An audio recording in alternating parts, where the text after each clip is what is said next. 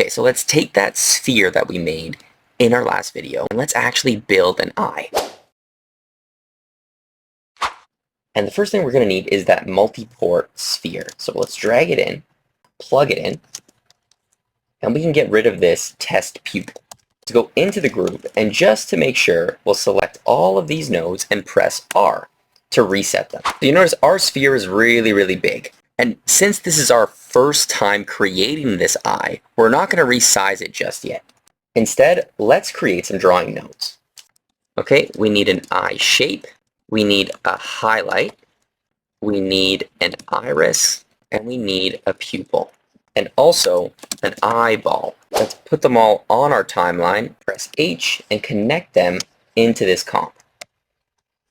We want to order them like this. The eyeball goes in the back, our eye shape will go in the front, the highlight will go in front of our pupil, and the pupil will go in front of the iris. Okay, let's plug this comp in here, right underneath our multi-port sphere, and we can turn off our reference right now. So on the eyeball layer, let's start in the middle and draw with Alt and Shift a nice big circle that's almost the size of our sphere. And fill it in with a white color. In this case, we'll do our eye white. Now let's go to our eye shape layer. Now we can just draw another circle that acts as our eye shape. We can edit this later. The iris layer, we'll go from the center, draw a perfect circle again. We'll grab our iris color here.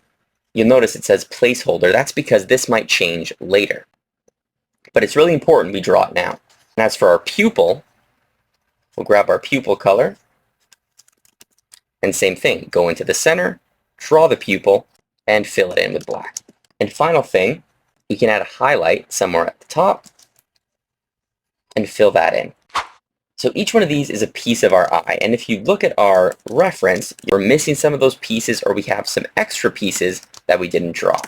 But once we resize this, we can change all of these drawings to match our reference. The most important thing now is to make sure all the pivot points are working properly. It's hard to do that if we resize the pegs at this stage. Now let's copy this with Control-C, Control-V, and we'll do the same thing again. Control-C, Control-V. So now we have 3 multi-port spheres. I'm going to rename this one Highlights. I'll rename this one Pupil. And I'll rename this one Iris. Now we can plug them in. I'll plug this into the highlight, I'll plug this into the pupil, and this into the iris. We'll connect all of these up to our whole sphere peg.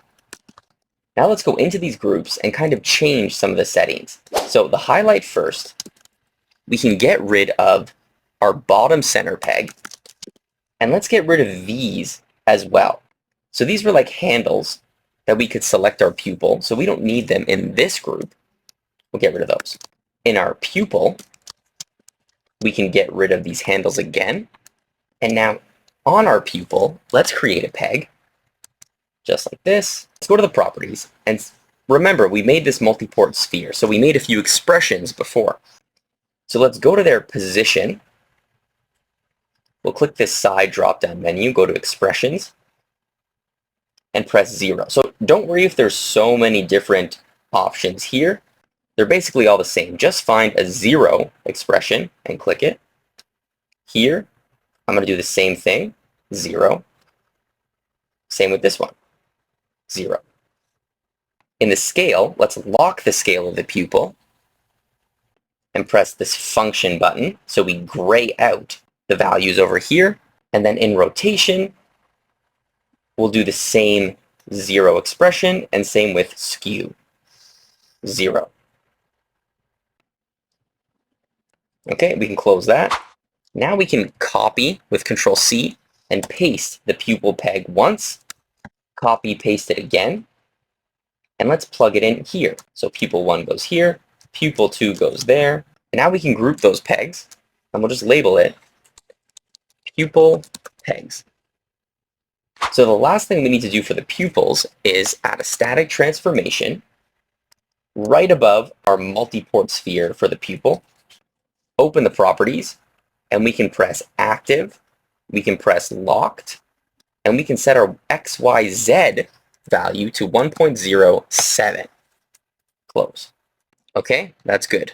Our highlights are done, our pupils are done. Let's go to the iris inside here, and we're going to leave this VPEG controller. We'll get rid of the layout, but this is very important because this is what's going to help us select our iris very quickly. It goes down into our multi-port out,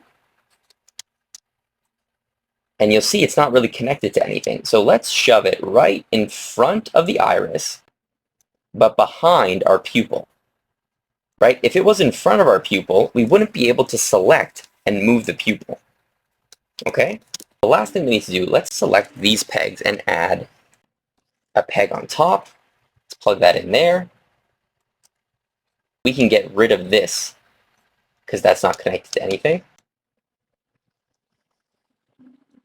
When we select our iris, what we're actually selecting is this control peg, and we can move it pretty easily.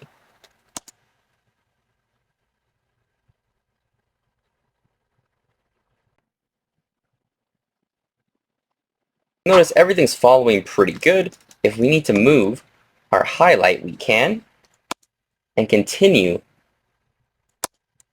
to move the iris. So we're on the right track. This eye is working. The next thing we need to do is let's connect everything to our whole sphere.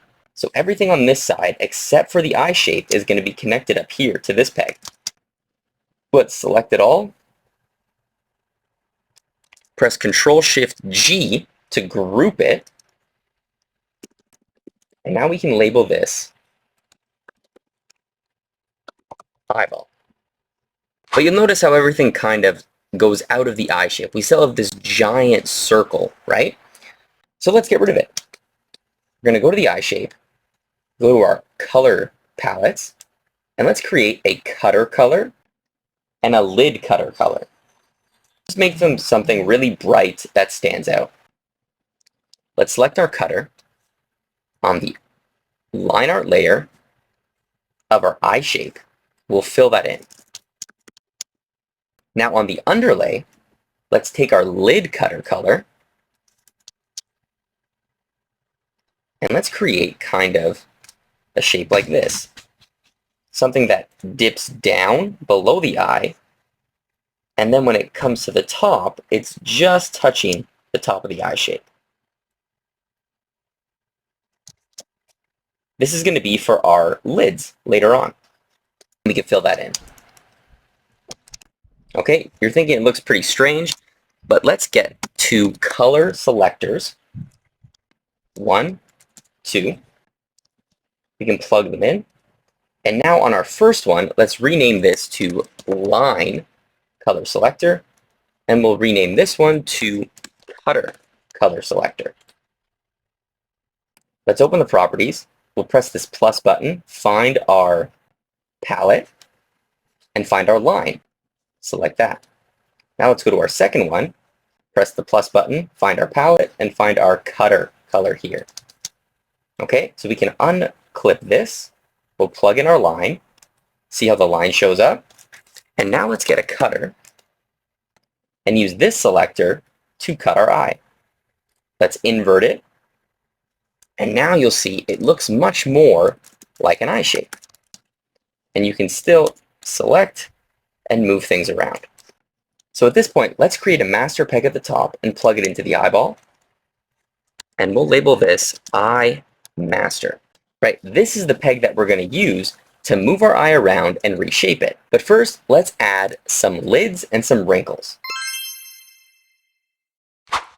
We'll add the lids, we'll add the wrinkles, and plug them into our comp. We can give each of them a peg, and let's roughly draw something in. So remember, we're going to need to modify this once we match it to our reference. So we'll go wrinkles on the line art, kind of above, below the eye. And then for the lid, let's create a nice shape that comes about halfway down and fill it with our skin color. Let's create 2 more pegs. These are going to be for the constraints. We'll call this nail top, and we'll call this nail bottom. Connect these to the eye master, right? Because we want them to move with the whole eye. And we're going to get a 2-point constraint. Let's go into the properties. Under flatten type, we'll press ignore 3D transformation. And we want to duplicate this like 3 times. So we'll select, come up here, nodes, duplicate selected nodes. There we go. And let's do that 2 more times. So you should have 4 constraints now. Let's relabel these. We'll do constraint lids, move that off to the side. Constraint wrinkles, move that off to the side. Constraint eye shape, and constraint eyeball. So we're going to match these now. The eyeball is going to connect here on top of the eyeball. The eye shape will connect on top of the eye shape. The wrinkle will connect on top of the wrinkle. And for the lids, we're going to leave that over there for now. Now these 2 nails on top are important because they're going to tell these constraints how we want to deform our artwork. And the way we do that is through the pivot points. So the nail top, let's press this rotate tool, and let's move the pivot point somewhere above the eye. For the nail bottom, let's move it roughly in line with this wrinkle. And now our nail top is going to go into the left port of each one of these constraints. And our nail bottom is going to go into the right port of each one. So it gets a little confusing, but this is how your node view should look right now. Now we need to go and change these constraint settings. Now you can change it to whatever you want, but here's kind of a base that you can go off of. For the lid, we want to keep the active value to 100. We'll have the volume modifier to 0. Our volume max will be 100, and our volume min will be 50. For the wrinkles, go 40, 0, 90, and 50. For the eye shape, we'll do 100, 0, 90, and 50.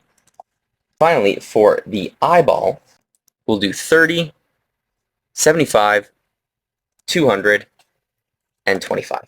The last thing we need to do, we need to go back into that eyeball group, into our iris multiport sphere. In our center peg, open the properties.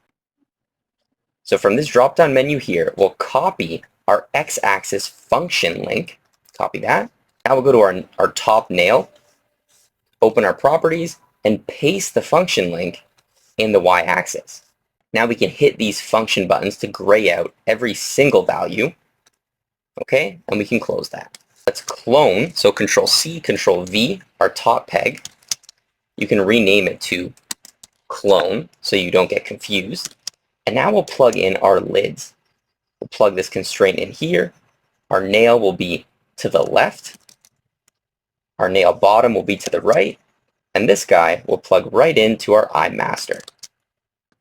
Let's grab this pivot point, move it a little bit lower so it's roughly halfway. Now let's add a cutter. We'll plug it in underneath our lid. And we'll add a color selector and plug that in underneath our eye shape.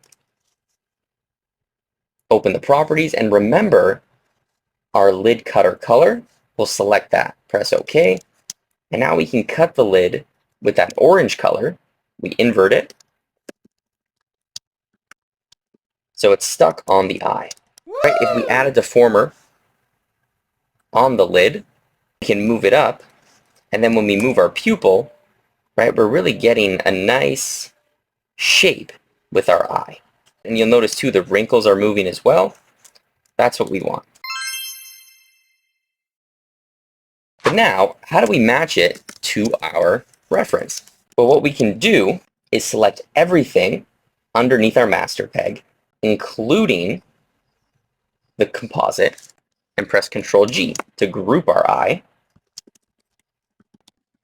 We'll call this front eye.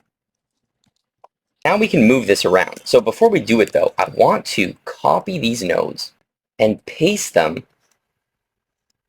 in my library. Former eye template. So now if I was remaking this eye, I don't have to do it again. I can drag it into my scene.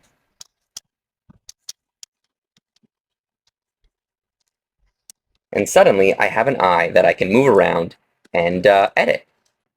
It saves a lot of time. Right, so that was a lot of work, but now that we templated that eye, it's going to save a lot of time because we could drag it into any scene we want, resize everything. We don't have to worry about messing up the node system. Of which, let's try and match that eye to our character. Let's move the eye up here, scale it all the way down, so it's right in line with what we want. Let's start with the eye shape. You can add a new drawing swap, but let's just completely change this one. So let's delete that. With our rectangle tool, we could turn off the lid so we can see better. And now it's just a matter of going in and redrawing each piece that we need.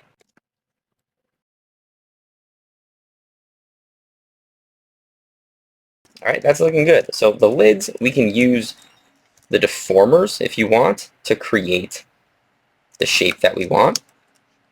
And later on, we can put those into a master controller so they stay in this shape. Right, so that's looking good, right? The eye shape now matches our character's eye shape. And so far, that's pretty good. But now, if you notice, our eye has like a iris, a pupil, a highlight, but our character's eye only has this black pupil, and instead of a highlight, they actually have a shadow on the eye. So let's go into our eyeball.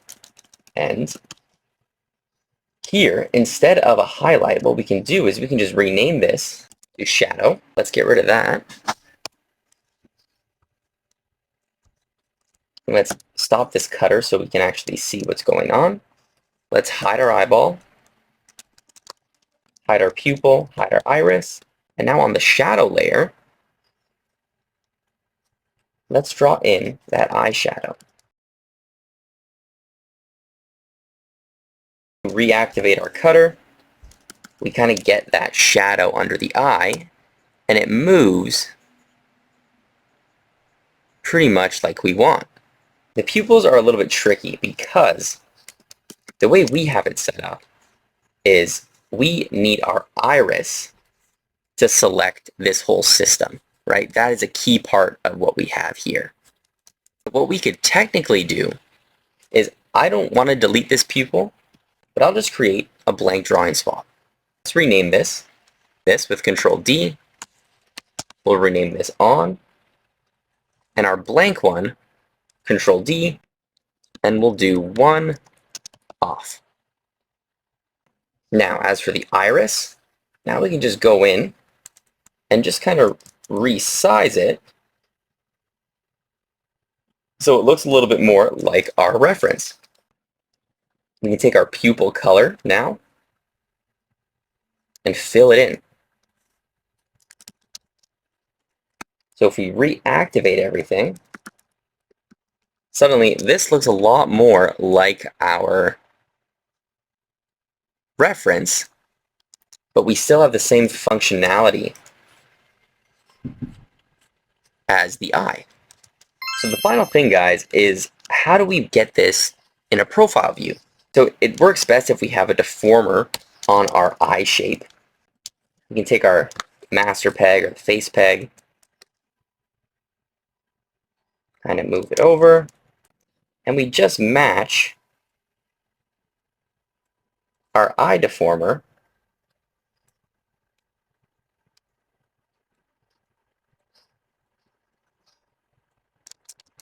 to that profile eye shape.